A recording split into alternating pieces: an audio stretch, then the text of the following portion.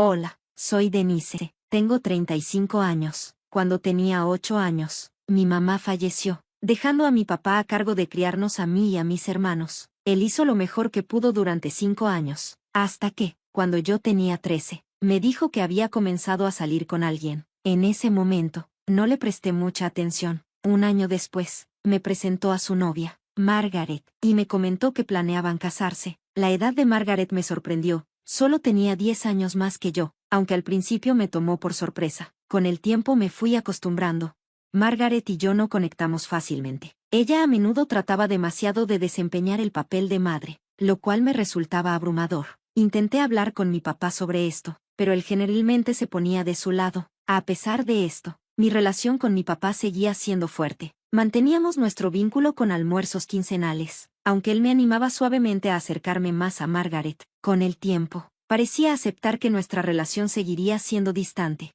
En mi vida profesional, las cosas me iban bien. Conseguí un buen trabajo justo después de la universidad, lo que me permitió vivir cómodamente, ahorrar y planear para el futuro. Pero mi mundo dio un giro inesperado cuando tenía 30 años. Mi papá falleció de repente en un accidente. Su pérdida fue devastadora. Me costaba mucho sobrellevarla. Lloraba casi todas las noches y me costaba funcionar. Afortunadamente, mi trabajo me permitió tomar una semana libre para llorar.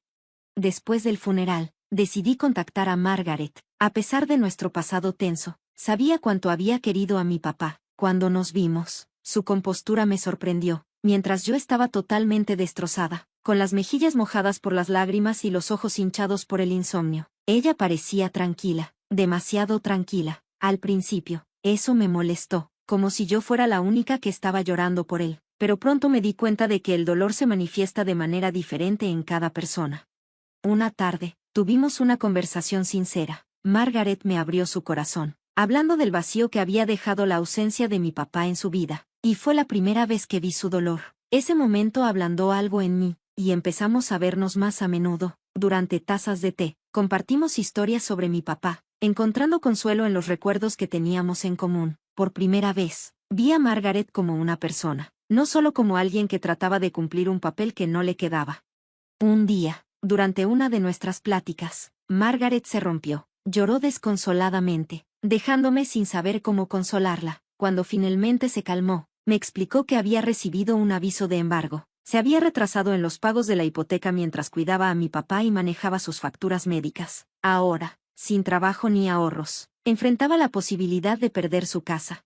Mi corazón se rompió por ella. Mi papá siempre había insistido en la importancia de ahorrar para emergencias, y me di cuenta de que estaba en una posición para ayudarla. Le aseguré que encontraríamos una solución, pero establecí algunas condiciones para brindarle mi apoyo. Primero, cubriría temporalmente su hipoteca, pero no podía permitirme pagar tanto su hipoteca como mi renta, así que necesitaría mudarme con ella. Margaret aceptó de inmediato, llamando a la casa nuestra, en lugar de solo suya. En segundo lugar, dejé claro que este acuerdo era temporal. Ella tendría que conseguir un trabajo y empezar a cubrir sus pagos. Me prometió que lo haría. En pocos días, me comuniqué con el banco para negociar. Margaret había dejado de pagar durante 5 meses, y con las tarifas y penalizaciones, la deuda había crecido hasta los 220,000 pesos. Era una cantidad abrumadora, pero la pagué para detener el embargo y darle tiempo. Margaret me agradeció profundamente, cocinando una comida lujosa para mostrar su agradecimiento, pero le recordé que encontrar trabajo debía ser su prioridad.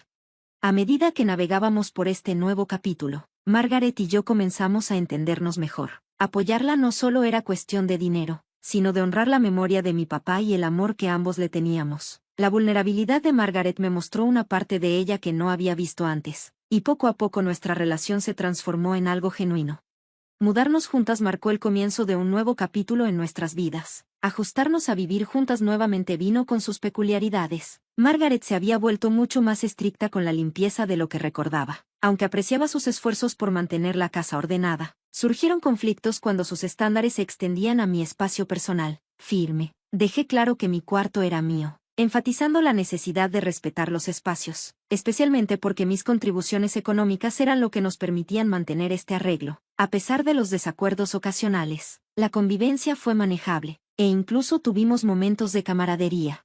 Conforme pasaron semanas, luego meses y finalmente años, Mi paciencia con la prolongada búsqueda de trabajo de Margaret comenzó a agotarse. Ella me aseguraba con frecuencia que estaba buscando trabajo, pero no veía ningún avance tangible. La falta de actualizaciones, sin entrevistas ni respuestas, me parecía extraña. Cuando levanté el tema con suavidad, ella se puso a la defensiva, insistiendo en que estaba haciendo su mejor esfuerzo. Aclaré que mi preocupación no era por sus intenciones, sino por la falta de resultados. Había pasado un año desde que prometió encontrar empleo, y le sugerí que considerara trabajos de medio tiempo como un primer paso. Margaret desestimó la idea de inmediato, diciendo que preferiría enfrentarse a la falta de hogar que aceptar un trabajo que consideraba inferior. Su respuesta me dolió, especialmente cuando usó la memoria de mi papá para hacerme sentir culpable. Me pareció manipulador y me dejó cuestionando su sinceridad.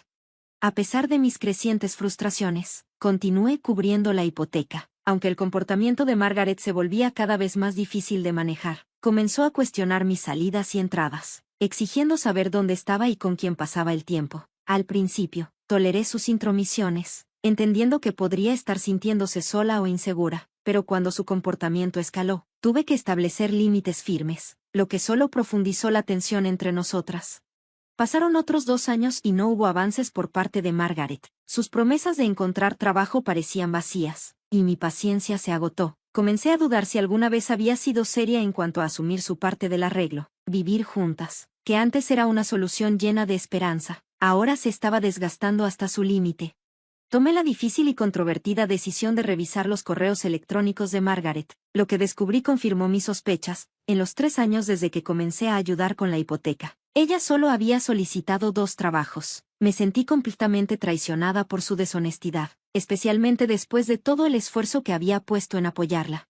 Confrontar a Margaret por lo que encontré y decirle que ya no podía seguir proporcionando asistencia financiera llevó a una discusión acalorada. Ella reaccionó a la defensiva, sin comprender la seriedad de sus acciones o mi creciente frustración. Ese momento marcó un punto de inflexión, obligándome a reevaluar nuestra situación de convivencia y a cuestionar la viabilidad de nuestro acuerdo.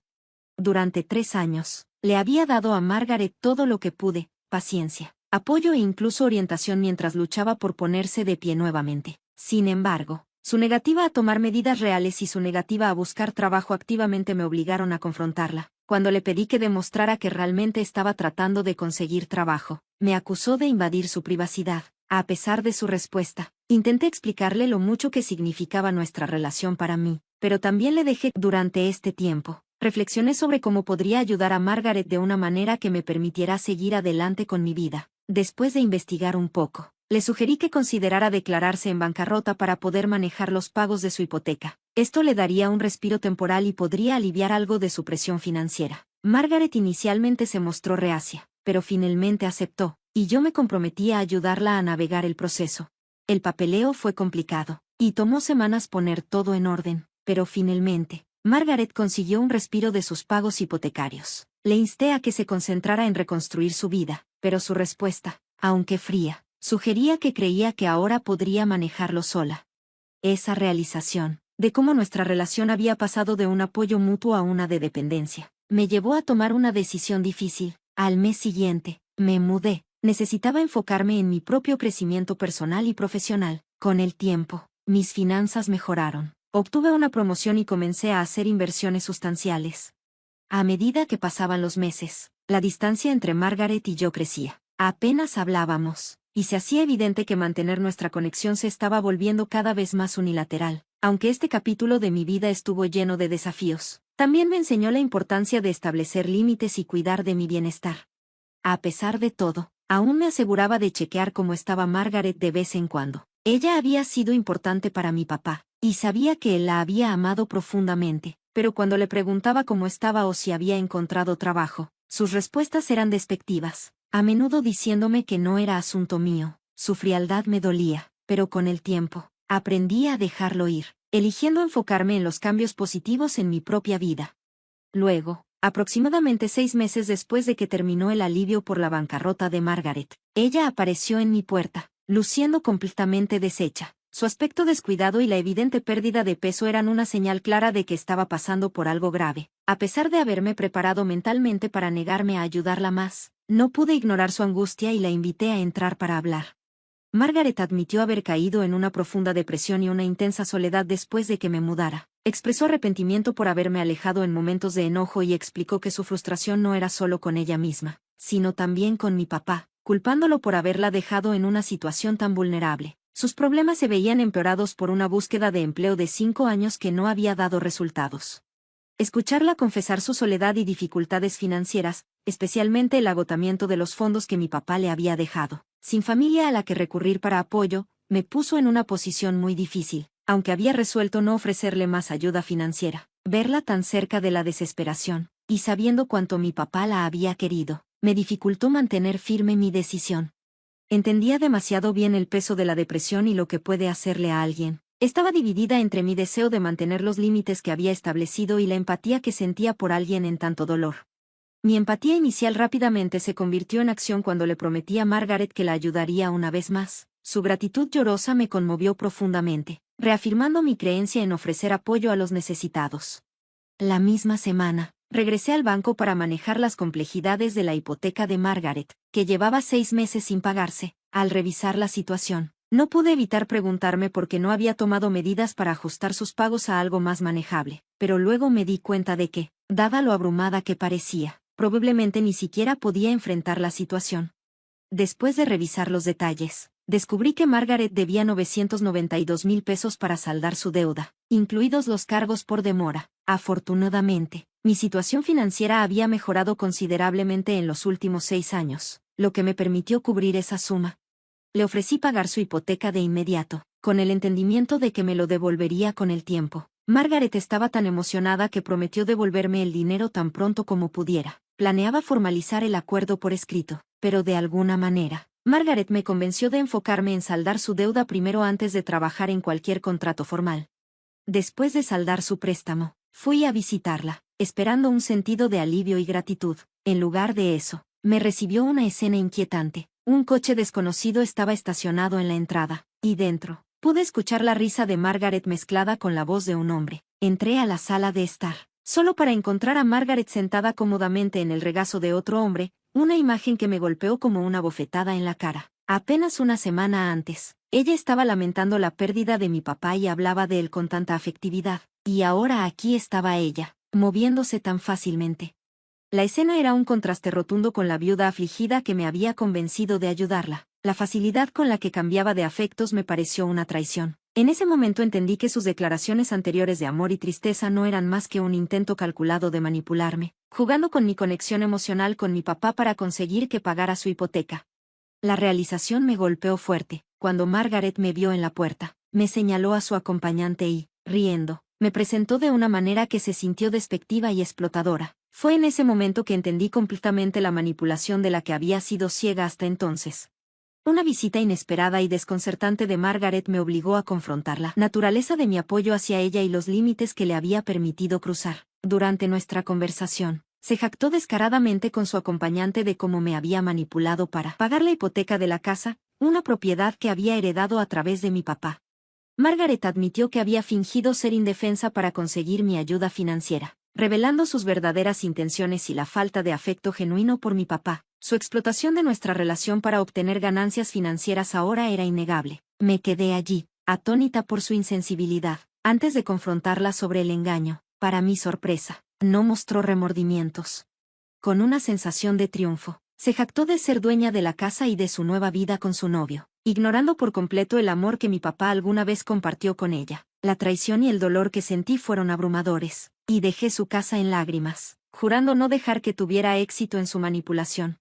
Afortunadamente, el destino intervino. La política del banco retenía grandes transacciones por un día, lo que me dio una ventana crucial para cancelar el pago. Al darme cuenta de la magnitud del engaño de Margaret, actué rápidamente, detuve la transacción, corté todo contacto con ella y me aseguré de que no pudiera comunicarse conmigo de nuevo.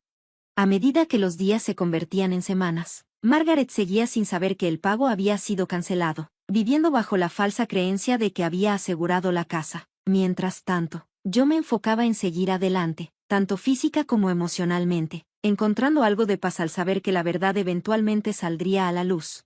Como esperaba, el pago de la hipoteca nunca se completó, y la casa fue finalmente